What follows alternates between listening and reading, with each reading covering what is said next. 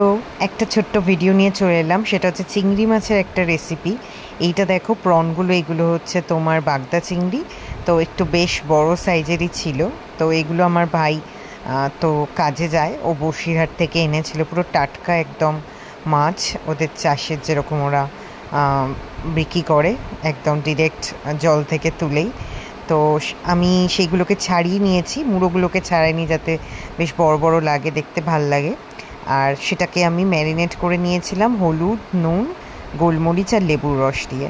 তো তারপরে তেল গরম করে আমি রান্নাটা সাদা তেলেই করেছি, তোমরা চাইলে সর্ষের তেলেও করতে পারো আর ওর বা বাটারেও করতে পারো। তো সাদা তেল গরম হলে তার মধ্যে চিংড়ি মাছগুলোকে দিয়ে মোটামুটি ব্রাউন করে ভেজে নিয়ে তুলে নিতে হবে। আর খুব সুন্দর একটা স্মেল আসছিল, যেহেতু গোলমরিচ পড়েছে, লেবুর রস পড়েছে, তার সাথে চিংড়ি মাছের নিজস্ব একটা গন্ধ রয়েছে। তো সব কিছু পড়েছে বলে বেশ দারুণ একটা সুন্দর ফ্র্যাগনেন্স আসবে রান্না থেকে। তো দেখো, মোটামুটি হালকা শ্যালো ফ্রাই করে, খুব ডিপ ফ্রাই করার দরকার নেই, কারণ চিংড়ি মাছ বেশি ফ্রাই করলে শক্ত হয়ে যায়। তো মোটামুটি স্যালো ফ্রাই করে তুলে নিলাম। আর তার মধ্যে আমি পেঁয়াজ কেটে রেখেছিলাম, যেরকম চিলি চিকেন বা চিলি ফিশ বানানোর সময় আমরা করি সেরকম ডুমো ডুমো করে ক্যাপসিকাম। আমি এখানে সবুজ ক্যাপসিকাম ইউজ করেছি, তোমরা চাইলে red bell pepper, yellow bell pepper use করতে পারো, ভালো লাগে। আর দেখলে আমি ডুমো করে কেটে নিয়েছি। আচ্ছা, এর মধ্যে তেলের মধ্যে রসুন কুচি আগে দিতে হবে। রসুন কুচির হালকা গন্ধ বেরোলে তার মধ্যে আদা কুচি দিতে হবে। আদা বাটার বদলে কুচি দিলেই মুখে পড়বে আর টেস্টটা খুব ভালো আসবে।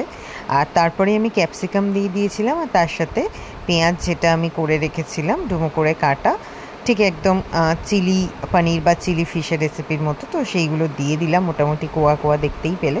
তো এবার আর কিছুই না, এটাকে ভালো করে ভাজতে হবে। তখন এটা মোটামুটি, আর আমি ঢাকা দিয়ে দিয়েই ভেজেছি মোটামুটি, কারণ কি খুব ভাজলে কালারটা চলে যায়, তখন অতটা দেখতে ভাল লাগে না, সবুজ কালারটা বেশ ভালো লাগে। এছাড়া তোমরা যখন রেড বেল পেপার আর ইয়েলো বেল পেপার বা তোমার তোমরা চাইলে লঙ্কাও দিতে পারো, আমি এখানে কুচো লঙ্কা দিয়েছি কম। তোমরা চাইলে যেগুলো শুকনো লঙ্কা, মানে যেগুলো লাল কালারের লঙ্কা হয়, সেটাও দিতে পারো। যখন একটু ভাজা ভাজা হয়ে যাবে, সতে হয়ে যাবে, তার মধ্যে দিয়ে দিয়েছি আমি টমেটো কুচি। কুচি মানে ওই রকমই ডুমো ডুমো করে কাটা। এখানে আমি সসও ইউজ করব কম। তো যাই হোক, তো দেখো মোটামুটি এগুলো যখন হালকা হালকা ভাজা ভাজা হয়ে আসবে, তার মধ্যে দিতে হবে মোটামুটি জিরে গুঁড়ো, ধনে গুঁড়ো, এগুলো আমি দিয়েছি। তার সাথে লঙ্কা গুঁড়ো আমি দিইনি, কারণ কি এই যে আমি বলেছিলাম আমি শুকনো কাঁচা লঙ্কা কুচি দেবো। তো কাঁচা লঙ্কা কুচি দিয়েছি, আর আমি চিলি সস দেবো, তোমরা চাইলে শুকনো লঙ্কাও দিতে পারো। আর যখন আবার এটা একটু ভাজা ভাজা হয়ে যাবে, একটু ঢাকা দিয়ে দিয়ে রান্নাটা করব। তারপরে ভাজা মাছগুলো ওর মধ্যে দিয়ে দেবো, সস দেওয়ার আগে ভাজা মাছ দিয়ে দেবো। আর তোমরা চাইলে একটু দিতে পারো চিনি, আমি এখানে গুড় ব্যবহার করেছি। আজকাল আমরা রান্নায় চিনি খাই না, আমরা মোটামুটি গুড়টাই খাই, মানে যেগুলো জ্যাগেরি পাউডার পাওয়া যায় মার্কেটে।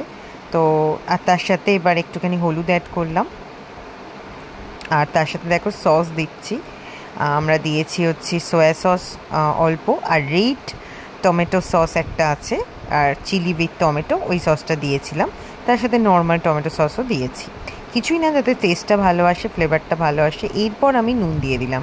নুনটা আমি অলওয়েজ রান্নার শেষেই দিই, যাতে জলটা প্রথম থেকেই মানে বেরিয়ে না আসে রান্না থেকে, কারণ রান্নার একটা নিজস্ব ফ্লেভার থাকে। তার সাথে দিলাম ধনেপাতা কুচি, তোমরা যারা ধনেপাতা পছন্দ করো তারা না দিলেও ভালো হবে, আর যারা পছন্দ করো তারা তো বলবো মাস্ট দাও, কারণ কি খুব ভালো লাগে টেস্টটা, ফ্লেভারটা। আর দেখো ঢাকা দিয়ে দিয়ে করবো, আমি কিন্তু এক্সট্রা কিছু জল দিইনি। এই যে যেটা দেখলে, এটা হচ্ছে আমি একটু কর্নফ্লাওয়ার গোলা জল দিয়েছি, যাতে এটা একটা গ্রেভি গ্রেভি হয়।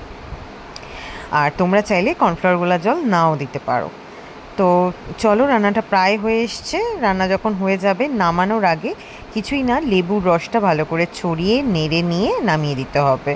লেবুর রস দিয়ে আমি বেশিক্ষণ ফোটাই না, তাতে লেবুর টেস্টটা চলে যায়, আমি দেখেছি। আর অনেক সময় খুব লেবু যদি খুব কচলে দেওয়া হয়, সেক্ষেত্রে কিন্তু একটা তেঁতো তেঁতো ভাবও আসতে পারে, একটা বিটার ভাব আসতে পারে। তো বেটার লেবুর রস ছড়িয়ে দিয়ে, আর হ্যাঁ, আমি কিন্তু এখানে একটু গরম মশলাও দিয়েছি, তোমরাও গরম মশলা অ্যাড করো, তার গন্ধটাই অন্যরকম আসবে।